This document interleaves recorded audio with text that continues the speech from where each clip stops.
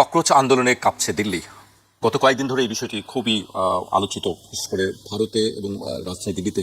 আজকে তাদের বড় ধরনের একটি প্রোগ্রাম ছিল, সংসদ অভিমুখে তাদের একটি পদযাত্রা ছিল, মিছিল ছিল। সেখানেও পুলিশের ব্যাপক লাঠিচার্জ হয়েছে, বহু হত্যার ঘটনা আমরা দেখেছি। তো সরকারের পক্ষ থেকে আমরা যে বিষয়টি এখনো পর্যন্ত দেখছি বিভিন্ন গণমাধ্যমের খবরে, সরকার কিন্তু এখনো খুব শক্ত অবস্থানে আছেন। মানে এটার কারণ কি? তাদেরকে হালকাভাবে নিচ্ছে না, যেটি আমরা দেখছি। আমি কিছু অগ্রগতি আমি উল্লেখ করতে চাই আলোচনা যাবার আগে। মোদী সরকার এই আন্দোলনকে হালকাভাবে না নিয়ে কঠোর অবস্থান নিয়েছে। সরকারের নির্দেশে ককরোচ জনতা পার্টির জনপ্রিয় সোশ্যাল মিডিয়া ও ইনস্টাগ্রাম অ্যাকাউন্টগুলো ব্লক ডিপ্ল্যাটফর্ম করার চেষ্টা করা হয়েছে। একে জাতীয় নিরাপত্তার জন্য হুমকি ও ভারতের সার্বভৌমত্বের বিরুদ্ধে চ্যালেঞ্জ হিসেবে দেখা হচ্ছে। সরাসরি সংলাপে বসতেও অস্বীকৃতি জানানো হয়েছে। প্রধানমন্ত্রী বা কেন্দ্রীয় সরকারের জ্যেষ্ঠ মন্ত্রীরা আন্দোলনকারীদের দাবি মেনে শিক্ষামন্ত্রী ধর্মেন্দ্র প্রধানের পদত্যাগের বিষয়ে কোনো সবুজ সংকেত দেননি। এমনকি শিক্ষামন্ত্রী আন্দোলনকারীদের উপর ক্ষোভ প্রকাশ করে তাদের সন্ত্রাসীদের বি টিম বলে উল্লেখ করেছেন। আন্দোলন চরম রূপ নিলে সম্প্রতি সরকারের তরফ থেকে আন্দোলনকারীদের প্রতিনিধিদের সাথে মাত্র 10 মিনিটের একটি সংক্ষিপ্ত বৈঠক করা হয়। এতে কোনো সুনির্দিষ্ট আশ্বাস দেওয়া হয়নি। আরও অনেকগুলো ঘটনা আছে, সেগুলো আমরা আলাপ করবো। সাকিব ভাইকে দিয়ে শুরু করতে চাই। আপনার কাছে কি মনে হয়, আসলে সরকারের দিক থেকে কি দম্ভের কারণে কি এই বিষয়টি? এটা যারা ন্যাশনাল এথনিক সুপ্রিমেসিটাই যাদের পলিটিক্স, অর্থাৎ যেই দেশেই সে পলিটিক্সটা করে, রাজনীতি করে, সেই দেশের সংখ্যাগরিষ্ঠ যেই জাতি, সেই জাতিকে সে বলে শ্রেষ্ঠ জাতি, শ্রেষ্ঠত্ব, জাতিগত শ্রেষ্ঠত্ব, এটা হচ্ছে তার পলিটিক্স, রাজনীতি এটা। এবং আর যারা মাইনরিটি থাকে তাদেরকে চরমভাবে ঘৃণা, অবহেলা, তাদের দিকে সমস্ত ঘৃণাটাকে মানে ধাবিত করা। এরকম ধরেন আমি আপনাকে উদাহরণ দিতে পারি, আবারও আমি একই আসবে, সেটা মুসলিমেরও ছিল, সেটা হিটলারেরও ছিল, সেটা কিছুদিন আগে ওই যে ওরবান ছিল হাঙ্গেরিতে, তার ভিক্টর ওরবান ছিল, সেটা আপনি স্পেনের ফ্র্যাঙ্কোতে পাবেন, সেটা আপনি এখন আমাদের বাংলাদেশে পেতেন হাসিনার সময়, সেটা আপনি পাবেন আমেরিকায় ডোনাল্ড ট্রাম্পের সময়, সেটাই আপনি পাবেন কিন্তু মোদির ইয়েতে, আপনার ইন্ডিয়াতে। এমনকি আমি আপনাকে আরও একটা উদাহরণ দিই, আমি যাচ্ছি কিন্তু একটা স্পেসিফিক দৃষ্টিকোণ থেকে। এই একই জিনিস কিন্তু আমাদের পাশে মিয়ানমারে বামার নেতৃত্ব, যেটা আসলে বামারদের, আপনি তো জানেন যে 60% ইয়ের পপুলেশন হচ্ছে বামার। এই জাতিটার যারা লিডার তারাই কিন্তু আর্মিটাকে কন্ট্রোল করে। তারা কিন্তু গুলি করতে কিন্তু কোনো তাদের ইয়ে হয় না, মানে পিছপা হয় না, গুলি করার ব্যাপারে তারাই খুবই সিদ্ধহস্ত, বাচ্চা কাচ্চা কাউকে না। সো আমি যেটা বলতে চাচ্ছি যে যারা সুপ্রিমেসিতে বিশ্বাস করে, তার জাতির, নিজস্ব জাতির, সে এই সুপ্রিমেসির বিরুদ্ধে কেউ দাঁড়ালেই তার ব্যাপারে সে অত্যন্ত কঠোর হয় এবং আপোষহীন হয়। এটা হচ্ছে গিয়ে রাজনৈতিক কারণ। সো আমি মনে করি যে দেখেন, এর আগে গত মানে প্রায় 15 বছর না, যে 2014-তে উনি পাওয়ারে আসলেন, 2014-তে উনি পাওয়ারে আসছেন নরেন্দ্র মোদী। 2014 থেকে এই 26 পর্যন্ত উনি তো কখনো ব্যাকডাউন করেন নাই। আপনি জানেন যে এই এতগুলো বছরে উনি কিন্তু প্রেস কনফারেন্স দেন না, উনি কারো কিন্তু উনার যে, এবং উনি কিন্তু একমাত্র ন্যাশনালিস্ট হিসাবে, জাতীয়তাবাদী হিসাবে ভারতে নিজেকে প্রতিষ্ঠিত করছেন। সুতরাং উনি উনার বিরুদ্ধে তেমন কোনো রাজনৈতিক ইয়েও নাই, মানে আপনার অপোজিশনও নাই। কয়েকদিন আগে উনি বেঙ্গলও পেয়ে গেছেন, ইয়েও দাঁড়াতে পারছেন না। সুতরাং উনি হয়তো মনে করছেন যে উনাকে কেউ ফেলতে পারবে না। এবং এইখানে উনি হয়তো মনে করছেন যে উনার তো দেখানো দরকারই নাই, এবং না দেখালে উনার যারা আপনার পাওয়ার ব্লক, অর্থাৎ উনাকে যারা ভোট দেয়, যারা নিজেরাও হিন্দু শ্রেষ্ঠত্বে বিশ্বাস করে, সে বলবে যে হ্যাঁ, হিন্দু শ্রেষ্ঠত্বের বাহক আমাদের বীরত্ব দেখাচ্ছেন, এটাই তারা হয়তো পছন্দ করবে, সেই জন্যই হয়তো করছে। এখন আমি খালি বলতে চাই এখানে যে এটার মধ্যে আরও একটা জিনিস আছে, যে এটা বলেছিল কে, তেলাপোকা, এর কথা শুরু হয়েছিল কে থেকে। আমাদের দর্শক শ্রোতাদের জন্য এটাও একটু জানাবো, এটা কিন্তু বলেছিলেন chief justice mister Suryakant. Suryakant যে উনি বলেছিলেন, তার মানে কি, যে যারা অ্যাক্টিভিজম করে তারা হচ্ছে সব তেলাপোকা, সরকারে যারা থাকবে তারাই হচ্ছে গিয়ে আসল, যারা জনগণের পক্ষে এরা করে তারা তেলাপোকা।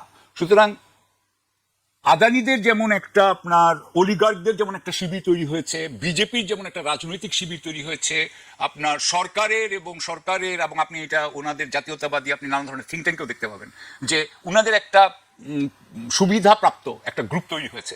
তারাই কিন্তু এই সুবিধার বিরুদ্ধে যারা কথা বলতেছে, এই দেশের বিরুদ্ধে যে ইন্ডিয়া কাজ করছে না, যারাই বলছে, তাদেরকেই তারা তেলাপোকা বলতে চাচ্ছে।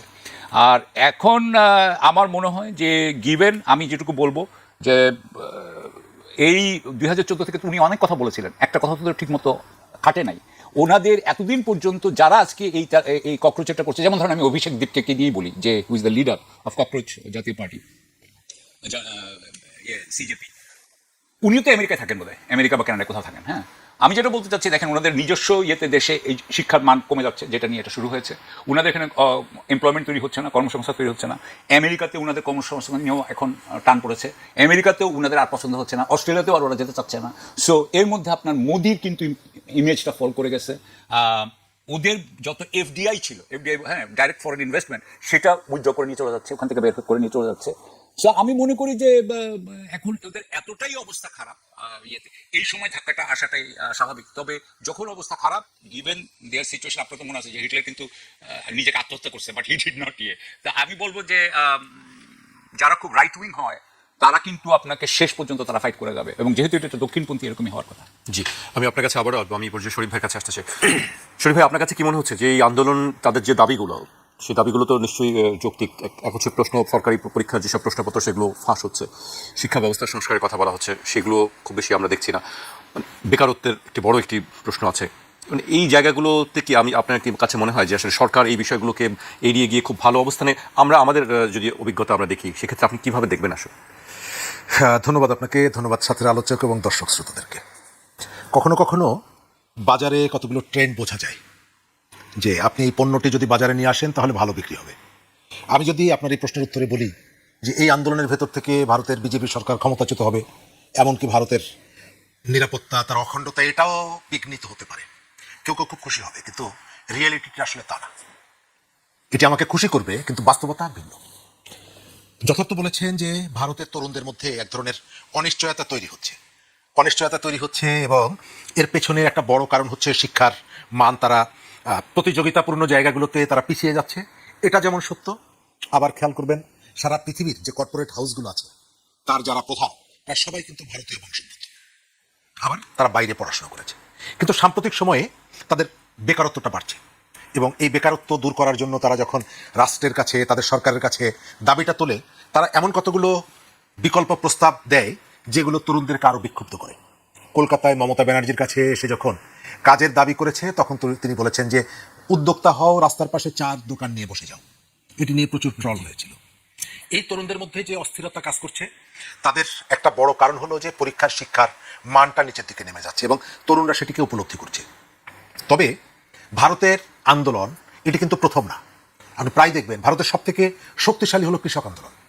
প্রায় দেখবেন যে এখন এই মুহূর্তে চলছে, বিভিন্ন জায়গা থেকে পদযাত্রা করে দিল্লি, এবং 2 বছর আগে যে ধরনের পরিস্থিতি, এবং দীর্ঘদিন তারা অবরোধ করে তাদের দাবি মানতে বাধ্য করেছিল। সেখানকার নর্মদা রক্ষার আন্দোলন আপনার নিশ্চয়ই মনে থাকার কথা, মেধা পাটেকারের নেতৃত্বে একটা বড় আন্দোলন। সেখানে দুর্নীতির বিরুদ্ধে একটা বড় আন্দোলন হয়েছিল আন্না হাজারের নেতৃত্বে। অর্থাৎ বিভিন্ন শ্রেণী, পেশা, ইস্যু, এই আন্দোলনগুলো তাদের নিয়মিত চলে। এবার তরুণরা রাস্তা নেমেছে, এবং এই তরুণদের আন্দোলনের ফলাফলটা কি হবে? এই ফলাফলটা হয়তো একটা পর্যায়ে গিয়ে সরকারকে একটা নেগোসিয়েশনে আসতে হবে, তাদের সাথে আলোচনায় বসতে হবে, বা একটা সমাধান করতে হবে। কিন্তু তারা যদি সেটি না করে, তাহলে এই আন্দোলনটা কোন দিকে যাবে? সে কি আগ্রাসী হবে? এখন পর্যন্ত রাজনৈতিক দলগুলো, তাদের প্রতিক্রিয়াগুলো, আপনি ওই নতুন যে পার্টিটা দিল্লি কেন্দ্রিক, তাদের একটা সাপোর্ট আছে, এবং অনেকে মনে করে যে এরা এই আন্দোলনটাকে সমর্থন করছে। আবার কংগ্রেসের রাহুল গান্ধীর যে বক্তব্য যদি দেখেন, তিনি অনেকটা ব্যালেন্স করছেন। কারণ আমাদের এখানে অনেকগুলো কথা আমরা যেভাবে বলতে পারি, আপনি ইউরোপের সোসাইটিতে, অন্যান্য সোসাইটিতে একেবারে লাগামহীনভাবে কথা বলতে পারেন না। আমাদের এখানে টেলিভিশনে, রাস্তায় দাঁড়িয়ে আমার স্বাধীনতা সম্পর্কে প্রশ্ন তোলা যায়, যেটা যৌক্তিক না অযৌক্তিক, কিন্তু পৃথিবীর অন্য কোথাও এই কথাগুলো বলার সাহস আপনি পাবেন না, সুযোগও পাবেন না। ভারতে তারা এই আন্দোলনটাকে তারা খুব কেয়ারফুলি দেখছে। আপনি বাইরের থেকে যতই মনে করি আমরা যে এটিকে তারা একেবারে স্বাভাবিক, সাধারণভাবে দেখছে, নো, তারা প্রথমেই কৌশল নিয়েছে, শক্ত হও, চড়াও হও তাদের পরে। গতকালকে চড়াও হয়েছে, কারণ তাদের মধ্যে একটা ভীতি আছে। সেই ভীতিটা কি? সে তার চোখের সামনে 3টি দেশের, তার প্রতিবেশী, সেখানে তরুণদের আন্দোলনের পরিণতি কি হয় সেটি দেখেছে। শ্রীলঙ্কায় রেজিম চেঞ্জ হয়েছে, নেপালে চেঞ্জ হয়েছে, আমাদের এখানে চেঞ্জ হয়েছে। সুতরাং টেনশনটা তার আছে। আবার তার আরেকটা প্রতিবেশী আছে পাকিস্তান, যে এই জায়গাগুলোতে হয়তো কিছু ফুয়েল সাপ্লাইটা যদি দেয়, তাহলে এই আগুনটা ছড়িয়ে যেতে পারে। সুতরাং তার টেনশনটা আছে, সে ভেতরে ভেতরে তার উৎকণ্ঠা আছে। তা না হলে এই ধরনের একেবারে একটা নিরীহ আন্দোলন। আমাদের এখানে কয়েকদিন আগে একজন মন্ত্রী তরুণদেরকে ফার্মের মুরগি বললেন, আর সেখানে বিচারপতি তাদেরকে তেলাপোকা বলেছেন।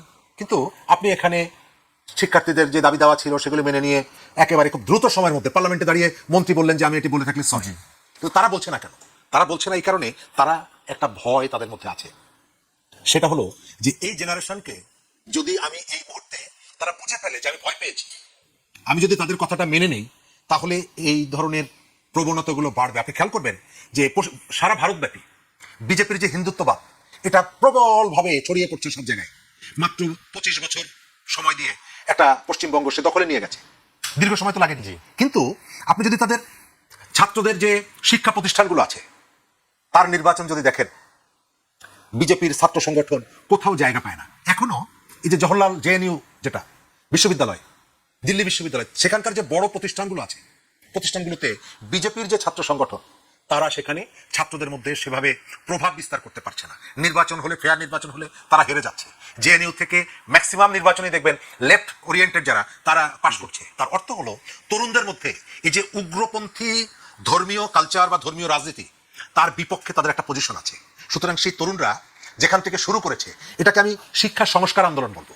এটার সাথে তো আসলে রাষ্ট্র ক্ষমতার কোনো বিষয় নেই। শিক্ষা এটার ভেতর থেকে তাদেরকে দাবি আছে। ঠিক আছে, ধরেন যে কৃষকরা বিজয়ী হচ্ছে আন্দোলন করে, এবং লাস্ট যে কৃষক আন্দোলনটা হয়েছে সেই আন্দোলনের সামনের থাকা একাধিক নেতা মহারাষ্ট্র এবং পাঞ্জাব থেকে লেফট নেতা তারা সবাই এমপি হয়ে এসেছেন এবং তারা স্বীকার করেছেন যে কৃষক আন্দোলনের সাথে যুক্ত থাকার কারণে আমরা এই জায়গাটা, এই সুবিধাটা পেয়েছি, মানুষের কাছে আমরা গিয়েছি। কিন্তু এই জায়গাটায় তরুণরাও যদি এই ধরনের একটা নতুন সেক্টর ওপেন করে ফেলে তাহলে রাজনীতির দল হিসাবে এটি ভারতের অখণ্ডতার জন্য খুব একটা আমাদের কারো ধারণা যে এর ভিতর থেকে তার ওই রকমের কতগুলো পরিস্থিতি তৈরি হবে, নো, তা না।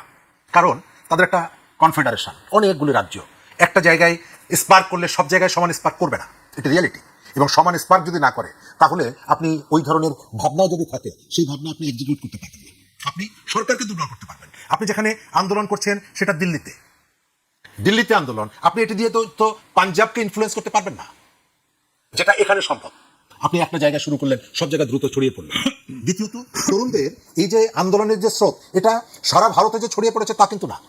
এবং সেখানে কৃষক আন্দোলনটাও যখন হয় প্রত্যেকটা জায়গায় একরকমের হয় না, কিন্তু তারপরেও তাদের ভয়ের জায়গাটা হলো তার যে আশপাশের যে 3টা দেশে যে উথাল পাথাল হয়ে গেল ছাত্রদের উপরে ভর করে, সেই ধরনের কোনো পরিস্থিতির দিকে যাতে না যায় সেই কারণে শুরুতেই প্রথমত তারা ভাব দেখাচ্ছে এমনই যে আমরা এটিকে কেয়ার করছি না, দ্বিতীয়ত শক্ত আচরণ করছে। আপনি যদি কেয়ার না করেন তাহলে এত কঠোর হওয়া, আমি কোনো আলোচনায় বসবো না, আমি তোমাদেরকে কোনো দাম দিচ্ছি না, আমি তোমাকে পিটিয়ে থামিয়ে দিচ্ছি। এবং তাদের নিজস্ব লাঠিয়াল বাহিনী, এটা আমাদের থেকে ভারতের রাজনীতি আরো প্রকট, রাজনৈতিক প্রভাব নিয়ে লাঠিয়াল বাহিনী গড়ে তোলা এবং লাঠিয়াল বাহিনীকে পরিচালনা করা, এটা বিজেপি করে, অন্যান্য দলগুলো করে এবং এটা শুরু করে দিয়েছে। একদিকে পুলিশ আর একদিকে নিজস্ব রাজনৈতিক গুন্ডা যারা তাদেরকে নামিয়ে দিয়েছে।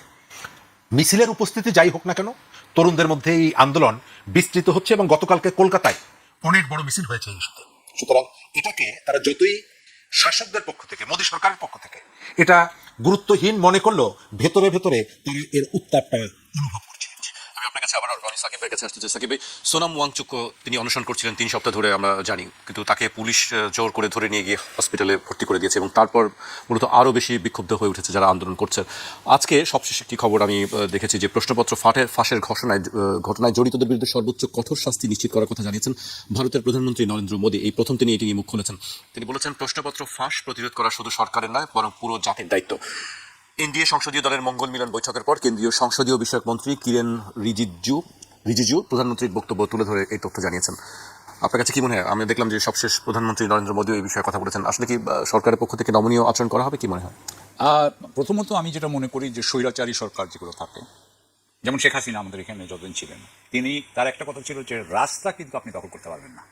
এবং যখন গত 15 বা 16 জুলাই যখন বাংলা ব্লকেড করা হয় ঢাকায়, বা বাংলা ব্লকের যখন বাংলাদেশ যখন করা হয়, তখন কিন্তু সেই গুলিটা শুরু হয়, কিন্তু প্রচণ্ডভাবে সেই গুলি শুরু হয়। অর্থাৎ রাস্তা আপনি দখল করতে পারবেন না। আপনি একটা এলাকা দখল করে আছেন, জান্তার মান্তার, ভাই যেমন বললেন আন্না হাজারের কথা, আপনি বলেছেন আন্না হাজারের কথা, আন্না হাজারেও কিন্তু এরকম একটা জায়গাতেই বোধহয় এটা বোধহয় যন্তর মন্তর ছিল না, দিল্লিতেই আরেকটা কোন একটা জায়গায় একটা মাঠে ওনারা বসেছিলেন অনেকদিন ধরে। এটা হয়। এর আগে ওই ভাই যে বলছিলেন আপনার এই যে বারবারই আমরা দেখি যে কৃষকরা যেমন রাস্তার পাশে বসে থাকে, তো সেটা অ্যালাউ করা হয়। কিন্তু যখন আপনি রাস্তা দিয়ে যাচ্ছেন, রাস্তাটা, এবং এটা তো আপনি সংসদে যাচ্ছিলেন, সুতরাং ইট ওয়াজ এ চ্যালেঞ্জ। হ্যাঁ, এটা কিন্তু এক ধরনের আপনার দিচ্ছে যে আপনি ক্ষমতা রাখতে পারবেন কিনা। তো এমনিতে ধরেন আমার কথা হচ্ছে বিবিসির বিরুদ্ধে বলি বা যে কোনো যারাই তার বিরুদ্ধে গিয়েছে নরেন্দ্র মোদীর বিরুদ্ধে, নরেন্দ্র মোদী তো কারোর সাথে কোনো কম্প্রোমাইজে যান না, কারোকেই কিন্তু উনি কোনো স্পেস দেন নাই এবং সবাইকেই রীতিমতোভাবে কাট ডাউন করা হয়েছে। এমন তো রাহুলের ব্যাপারেও এটা প্রযোজ্য। আরেকটা জিনিস আমি আপনাকে বলবো যে এখানে একটা আমেরিকা কানেকশন থাকতে পারে। আন্দোলনের সঙ্গে হ্যাঁ, অবশ্যই। কেন আপনার কাছে এটা মনে হচ্ছে? ইন্ডিয়ানরা তো সারাক্ষণ বলেছে যে ঢাকাতে যেটা হয়েছে সেটার মধ্যে আমেরিকানরা পয়সা দিয়েছিল, বলেনি যে বাংলাদেশে। তো আমি গতকালকে একটা পড়লাম আপনার যে আমেরিকা নাকি কালার রেভলিউশন, ব্রহ্মচালানি তাদের সবচেয়ে বড় জাতীয় নিরাপত্তা বিশ্লেষক, রাইট উইং বা ন্যাশনালিস্ট, যিনি বললেন যে আমেরিকা এখন ককরোচদের সহায়তা করছে আমেরিকা। কেন আসতেছি আমি ওখানে, বলছেন যে আমেরিকা হিন্দু ন্যাশনালিজমের পক্ষে থাকবে না, এমনকি ওয়েস্টার্ন ওয়ার্ল্ড হিন্দু ন্যাশনালিজমকে তারা অ্যালাউ করবে না। এটা উনার কথা, আমি বলছি না, এটা উনার কথা। উনি বলছেন যে আমেরিকার বোধহয় সহকারী প্রতিরক্ষা সচিব মাইকেল ল্যান্ডাউ, উনি বলেছেন যে আমরা চায়নার ব্যাপারে ভুল করেছিলাম, চায়নাকে আমরা সব দিয়ে দিয়েছি, চায়না উঠে গিয়ে এখন আমাদেরকে চ্যালেঞ্জ করছে, আমরা ইন্ডিয়াকে কখনো এত কিছু দিব না। তারপরে আপনার ইন্ডিয়ার সাথে তাদের জেনারেল ইলেকট্রিকের একটা আপনার ওই হয়েছিল ইঞ্জিন দেওয়ার, সেই ইঞ্জিন তারা দিচ্ছে না, হ্যাঁ পড়ে আছে, তেজাসের ফ্রেমগুলো, প্লেন ফ্রেমগুলো পড়ে আছে। সুতরাং তারা মনে করছে যে আমেরিকা তাদের সাথে রীতিমতো ভাবে অত্যন্ত খারাপ ব্যবহার করছে, এবং বরং পাকিস্তানের সাথে তারা ক্লোজ। ওইখানে ব্রহ্মচালানি বলছেন যে যে আমেরিকা তো এই কালার রেভলিউশন করায়, যে কালার রেভলিউশন ইউক্রেন থেকে যেটা শুরু হয়েছে, এবং ওরা বলছিল যে আমাদের এখানে ওইটা হয়েছে। আমার কথা হচ্ছে যে অভিষেক দীপকে তো আমেরিকা থেকে আসছেন, সো এবং এর আগে সোনা মঞ্চুক তো লাগাতেও আপনার ইয়ে করেছেন। সোনা মঞ্চুক একজন অত্যন্ত ইন্টারন্যাশনালি রেপিউটেড ম্যান। সোনা মঞ্চুকের পক্ষে ইন্টারন্যাশনাল আপনার আন্তর্জাতিক শিবির বা আন্তর্জাতিক ডেভোস ক্রাউড বা যাই বলেন আপনি, তাদের যদি একটা আপনার পরোক্ষ অনুমোদন না থাকে বা পরোক্ষ এক ধরনের সমর্থন না থাকে, তাহলে তো এইভাবে, নাহলে তো মেরেই ফেলতো। কথার কথাই বলছি যে মোদী সরকার হয়তো বলতো মোদী সরকারের কোনো একটা পুলিশ যে ওনাকে মানে না কেন, একটা এসআইএ মেরেই ফেলতো। আমাদের এখানে ও গুজরাটে মানে নাই, মারছে, কিন্তু উনাকে মারতে পারবে না, এদেরকে কিছু করতে পারবে না। So what I am saying is yes that could be, why not. America কি এমনি বসে বসে থাকবে নাকি? আপনার কাছে আরেকটি বিষয়, আমি ভারতের পররাষ্ট্র মন্ত্রণালয় থেকে আবারও বক্তব্য দিয়েছে, আমরা জানি যে শেখ হাসিনার প্রত্যাবর্তন বাংলাদেশের সরকারের পক্ষ থেকে হস্তান্তরে যে আর্জি জানানো হয়েছে, ভারতের পররাষ্ট্র মন্ত্রণালয়ের মুখপাত্র রণধীর জয়সওয়াল বলেছেন এই বিষয়ে ভারতের অবস্থানে কোনো পরিবর্তন হয়নি। এই বিষয়ে ভারতের হস্তান্তরের আবেদনটি আইনি ও বিচারক কাঠামোর আওতায় পরীক্ষা নিরীক্ষা করে দেখা হচ্ছে। এর আগে আমরা দেখলাম যে গতকালকে সাবেক স্বরাষ্ট্রমন্ত্রী আসাদুজ্জামান খান কামালকে চিঠি দেওয়া হয়েছে। আপনার কাছে কি মনে হয় যে এই চিঠিগুলো তারা বলছে যে পরীক্ষা নিরীক্ষা করে দেখছি, আসলে কি কি বিষয়টি? এটা হচ্ছে ডিপ্লোম্যাটিক ল্যাঙ্গুয়েজ, কূটনৈতিক ভাষা। এখন বলে পরীক্ষা নিরীক্ষা, আসলে ফেলে রেখেছি, এখন সিদ্ধান্ত নেওয়ার সময় হয়নি। এটা পরীক্ষা নিরীক্ষা করতে একজন বড় উকিলের কতক্ষণ লাগে? এটা বেশিক্ষণ লাগে না। সুতরাং এটা পরীক্ষা নিরীক্ষাটা, এটার ব্যাপারটা যেটা হচ্ছে সেটা হচ্ছে যে শেখ হাসিনা তার যেই আপনার সমর্থকরা বাংলাদেশে আছেন, তার যে সহযোগীরা ভারতে আছেন, ভারত সরকারের ভিতরে তার যারা সমর্থক আছেন, ভারত সরকার না খালি ভারতের এস্টাবলিশমেন্ট, কংগ্রেস সবাই তার পক্ষে, তাদের সবাইকে আপনার একটু মনোবল দেওয়ার জন্য উনি এই কথাটা বলছে বলে আমি মনে করি। ডিসেম্বরে উনি আসবেন, এখন উনি যদি আসেনি তো ওনার তো আগের থেকে এত বলে জানার দরকার নেই। উনি আগে থেকে বলছেন ডিসেম্বর আসবে, অর্থাৎ যাতে এখন থেকে জুলাই থেকে আপনার ডিসেম্বর পর্যন্ত বাংলাদেশের মানুষ যাতে ইয়ে হয় আপনার, বিশেষ করে উনার সমর্থক, এবং নানান ধরনের কথা আমি দেখলাম এক জায়গায় লেখা আছে যে উনি 12.5 লক্ষ কর্মী নিয়ে আসবেন, উনাকে তখন কতজন লোক উনাকে মানে জেলে কয়টা লোক রাখার জায়গা আছে, এই ধরনের কথা। এগুলো আসলে কিছুই না, এগুলো আসলে আমরা খুব ভালো করে জানেন, শেখ হাসিনা জানেন যে 12.5 লক্ষ লোক নিয়ে আসলেও ওরা 12.5 লক্ষের অন্য ছেড়ে দিয়ে উনাকেই ধরবে, 12.5 লক্ষ আসাতে করে কিছু আসে যায় না। বিষয়টা হচ্ছে শেখ হাসিনা জানে, শেখ হাসিনা কখনোই উইদাউট সমঝোতা ছাড়া উনি বাংলাদেশে ঢুকবেন না, এটা আমি মনে করি। কারণ আমি উনার চারিত্রিক যে আমার বিশ্লেষণ, আমার নিজস্ব যে বিশ্লেষণ, আমি সেটাতে মনে করি উনি আসবেন না। কিন্তু ওই যে বললাম যে এই রাজনৈতিক এই যে সমস্ত মানুষ আছে তারা কিন্তু অনেকটা ইয়ে হয়ে যাচ্ছে আপনার, হতাশ হয়ে যাচ্ছে। আমি যেমন ধরেন যে আপনিও দেখতে পাবেন ভারতের যারা দক্ষিণপন্থী যে সমস্ত সামাজিক মাধ্যম যারা বলছিল ভাইয়া যে হাসিনা চলে যাচ্ছে, আসতেছে, হাসিনা উইন ওভার, তারাও কিন্তু হতাশ হয়ে যাচ্ছে। এই হতাশা থেকে ওনাদেরকে বাঁচানোর জন্য 6 মাসের একটা সময়ের বলে আমি মনে করছি। এবং সেখানে পররাষ্ট্র মন্ত্রণালয় কী করবে? পররাষ্ট্র মন্ত্রণালয় বলবে যে আমাদের কোনো ইয়ে নাই। এখন এমনকি ওরা এটাও বলছে না, দেখেন ওরা যদি এটাও বলতো যে, যদিও আমার ইয়েতে মনে হয় মৃত্যুদণ্ড আছে বোধহয়, ভারতে তো মৃত্যুদণ্ড আছে, সুতরাং যার দেশে মৃত্যুদণ্ড আছে সে সাধারণত অন্য দেশে মৃত্যুদণ্ডের কথা বলতে পারে। যদি এটাও বলতো যে আচ্ছা শেখ হাসিনার মৃত্যুদণ্ডটা উঠায় দেন, আমরা আপনাকে পাঠাই দেবো বা ওনার একটা কাজ করে দেবো, কিছুই বলছে না। দ্যাট মিনস যে এটা আসলে একটা টাইম কনজিউমিং ব্যাপার, এটা আসলে একটা ডিস্ট্র্যাক্ট করা হয়েছে, আওয়ামী লীগের লোকদেরকে মনোবল দেওয়ার জন্য এটা করা হয়েছে। বাট আমি সরি, এটা হবে না। শরীফ ভাই, আপনার কাছে কি মনে হয় এই বিষয়টি অনেকদিন ধরেই আলোচনা হচ্ছে, একাধিকবার চিঠিও দেওয়া হয়েছে, আসবে কি আসবে না, বা তাকে ফেরত দেওয়া হবে কি হবে না, বাংলাদেশও চেষ্টা করছে কূটনৈতিকভাবে, আর কি আসলে বাংলাদেশের পক্ষ থেকে করার আছে? প্রথমত ভারতের পক্ষ থেকে যেটা বলা হচ্ছে এটা এক ধরনের অভিনয়। আমরা পরীক্ষা নিরীক্ষা করে দেখছি। আপনার একটা আইন পরীক্ষা নিরীক্ষা করতে অনন্তকাল লাগার কথা না, এটা 1 ঘন্টার ব্যাপার। কিন্তু যখনই জিজ্ঞেস করে তখনই বলে আমরা পরীক্ষা নিরীক্ষা করে দেখছি। তার মানে হলো যে তাদের এর পেছনে একটা প্ল্যান আছে, সেই প্ল্যানটা তারা বাস্তবায়ন করছে। এক, দ্বিতীয়ত শেখ হাসিনা আসবেন কিনা। আওয়ামী লীগের যে রাজনীতি এখানে আছে, আওয়ামী লীগ কার্যক্রম নিষিদ্ধ রাজনৈতিক দল, তার কর্মী আছে, তার সংগঠন আছে, এবং আছে বলে নির্বাচনের আগে বিএনপি জামাতের নেতারা তাদের বাড়িতে যায়, তাদের কাছ থেকে ভোট নেয় এবং এমপি হওয়ার পর তাদের কাজও করে দেয়, প্রকাশ্যে বলে। কয়েকদিন আগে ফরিদপুর 1 থেকে নির্বাচিত এমপি জামাতের, তিনি প্রকাশ্যে বলেছেন মিডিয়ার কাছে যে আমি তাদের ভোটে জিতেছি, এই কারণে এলাকার যত ডেভেলপমেন্ট ওয়ার্ক করছি, রাস্তাঘাট বানাচ্ছি, এদের বাড়ির সামনে থেকে বাড়িয়ে দিচ্ছি। তো সেই কর্মীদেরকে নিয়ে যদি দল করতে হয় তাহলে নেতাদেরকে আসতে হবে, তা না হলে এরা যদি বাইরে মারা যায় এবং তাদের সেখানে দাফন হয়, সারা জীবন কর্মীদেরকে শুনতে হবে তোমার নেতারা দেশের ভেতরে মরতে পারে না, মরেছে বাইরে বসে। সুতরাং তার রাজনীতিকে যদি বাঁচিয়ে রাখতে হয় তাদেরকে ফিরতে হবে। এখন যারা এখানে আছেন দায়িত্বে, তারা ফিরতে চান কি চান না, তারা আসুক, এটা চান কি চান না। আমার কখনো কখনো মনে হয় তারা চান না যে এরা দেশে আসুক। একজন ফাঁসির আসামি, তাকে দেশে পেলে পুলিশের তার নিয়ন্ত্রণের মধ্যে আসলে স্বাভাবিকভাবেই তো তাকে গ্রেপ্তার করা হবে, তাকে তো জেলে যেতে হবে, এটা স্বাভাবিক। আপনি বলছেন খবরদার আসলে কিন্তু তোমাকে ধরবো, তো এটা তো বলার প্রয়োজন নেই। তার মানে হলো আপনি মনে করিয়ে দিচ্ছেন যে তোমার আসার দরকার নেই, তুমি দূরে দূরে থাকো। একজন খুনি, একজন দণ্ডপ্রাপ্ত, তাকে তো আপনি 5 স্টার হোটেলে রাখবেন, সে নিজেও আশা করে না, আর সে দাবিও করেনি যে আমি আসলে কিন্তু আমাকে 5 স্টার রাখতে হবে ভাই, বললাম কিন্তু এবার কিন্তু আমার ভালো খাওয়াইতে হবে, তা তো আর বলে নাই। আমি এসে আত্মসমর্পণ করবো। আপনি আত্মসমর্পণ করতে না দেন, কোর্টে তো যেতে দিবেন। আপনি যখন বলেন যে আসলেই কিন্তু খবর আছে তোমার, তার মানে হচ্ছে আমরা অনেক সময় বলতাম না ছোট ছেলেদের, আমাদের ছোট ভাইটাই যাদেরকে, হ্যাঁ তুমি কিন্তু কালকে একটা গ্লাস ভেঙেছো, তুমি বাড়িতে আসলে তোমার খবর আছে, তার মানে হচ্ছে তুমি একটু রাস্তায় রাস্তায় ঘুরে বেড়াও। এই ধরনের একটা প্রবণতা আমি দেখতে পাচ্ছি। আপনি যদি আমাকে জিজ্ঞেস করেন যে আমি কি চাই, যারা শেখ হাসিনার 15 বছরে ভিকটিম হয়েছে, গুম হয়েছে, খুন হয়েছে, লুটপাটের কারণে নিঃস্ব হয়েছে, শেয়ার মার্কেট সহ বিভিন্ন জায়গায়, তাদের কাছে জিজ্ঞেস করেন, তারা প্রত্যেকে চায় যে অপরাধী যারা তাদের বিচার হোক। তকির বাবা অথবা সাগরুনির ছেলে, সে কখনো চায় না যে তকি হত্যার সাথে আজমির ওসমান সহ যাদের নাম আছে তারা লাস ভেগাসে ঘুরে বেড়াক, এটি দেখতে চায় না।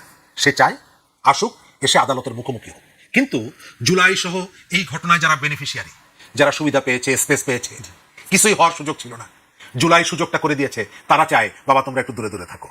এবং সেই কারণে বলে যে আমরা কিন্তু গিয়ে অমুক জায়গায় দল বেঁধে দাঁড়িয়ে থাকবো, দেখি তোমার কত সাহস, তুমি আসতে পারো। তার মানে হচ্ছে যে তোমরা দূরে থাকো। আমার যেটা ওপিনিয়ন সেটা হলো যে অপরাধ করেছে আওয়ামী লীগ, আওয়ামী লীগ তো অপরাধ করেছে, তার হাতে তো রক্তের দাগ আছে, তার কাঁধে তো লাশের বোঝা আছে, সুতরাং সে কেন সেগুলোকে ফেস করবে না?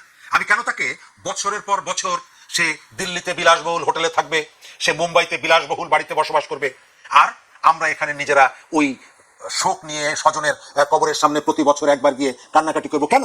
তারা আসুক, এসে ফেস করুক এই ঘটনাগুলো। আমাদের মধ্যে এটা নিয়ে দুই ধরনের মত আছে, মুখে এক কথা, অন্তরে আর এক কথা, এবং আপনি দেখছেন সেই প্রচেষ্টাগুলো চলছে। সাকিব ভাই, একটু দূরে যাই, মানে আমেরিকার দিকে একটু যাই। জোহরান মামদানি তিনি বলেছেন যে নেতানিয়াহু আসলে তাকে গ্রেফতার করা হবে, এবং ডোনাল্ড ট্রাম্প বলেছেন না এইদিকে যেও না, এরকম করো না। আপনার কাছে কি মনে হয় নেতানিয়াহুকে গেলে কি গ্রেফতার করা হবে? অবশ্যই করা হবে। নিউ ইয়র্ক সিটির মধ্যে ঢুকলে উনি তো অর্ডার দিবে নেই, জোহরান মামদানিকে এটা ছাড়বে নাকি? কারণ নেতানিয়াহুকে হয়তো খুব বেশিক্ষণের জন্য রাখতেও পারবেন না। হ্যাঁ, আর এইসব ব্যাপারে সাধারণত যেটা হয়, ফেডারেল গভর্নমেন্টের একটা ন্যাশনাল সিকিউরিটি একটা এক্সেপশন থাকতে পারে, সে হয়তো বলতে পারে।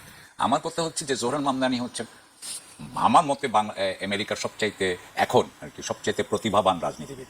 উনি এই রাজনীতিতে উনার যারা সাপোর্টার, উনার যারা সমর্থক, তারা সব নেতানিয়াহুর বিপক্ষে। সুতরাং নেতানিয়াহুকে একবার যদি উনি ধরতে পারেন, তাহলে মানে আগামী 10 বছর 15 বছর ওনাকে কেউ হারাইতে পারবে না নিউ ইয়র্কের মেয়র হিসাবে। তো উনি এটা করবেন না কেন? উনি ডেফিনেটলি করবেন। অথবা উনি তো উনি করলে উনি অনেকগুলো পুলিশ পাঠাই দিবেন, উনি একটা ব্যবস্থা করবেনই। আর হ্যাঁ, ট্রাম্প বলেন বা অলিগার্ড যারা আছে, বড় বড় বিলিয়নিয়ার যারা আছে, বিশাল বিলিয়নিয়ার, সেক্ষেত্রে ট্রাম্পের কথা কি তারা কি শুনবেন? কি মনে হয় ট্রাম্পের কথা কি তারা কি শুনবেন? কারা? জোহরান মামদানি অবশ্যই শুনবে না, কেন শুনবে? কারণ জোরান বলবে পারলে তুমি করোগা, তুমি আমাকে ঠেকাও। ও তো এইটাকে চাইবে, কারণ ট্রাম্পকে সে যদি এক ধরনের কথার কথা একটা বিব্রতকর অবস্থায় ফেলতে পারে, এবং সে যদি সত্যি সত্যি নেতানিয়াহুকে ঢুকাইতে পারে, তাহলে তো সে বাম যে পক্ষ, মানে আমেরিকার ডেমোক্রেটিক যে পার্ট, যা তাদের সে হিরো হয়ে যাবে। সুতরাং সে অবশ্যই করবে, এটা কেন করবে না? সে করবে, কারণ এটা তার পলিটিক্যাল ইন্টারেস্ট, জোহরানের পলিটিক্যাল। এবং আরেকটা কথা হচ্ছে যে জোহরান কয়েকদিন আগে, এটা বোধ হয় আমি আপনাকে বলতেছি 2 সপ্তাহ আগের কথা, 2 সপ্তাহ আগে কিন্তু তার সমস্ত ওই যে মেম্বাররা, তার ডিএস এর মেম্বাররা অনেকেই কিন্তু জিতে গেছে। এই যে 2 সপ্তাহ না, আরো কয়েকদিন আগে, বোধ হয় 1 মাসের কথা বলছি,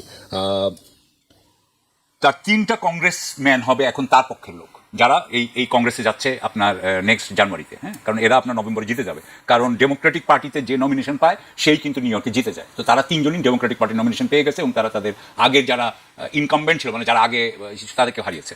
সো আমি যেটা বলতে চাচ্ছি, জোহরান এখন অত্যন্ত ভালো অবস্থায় আছে। আমি আপনাকে আরো কিছু বলতে পারতাম।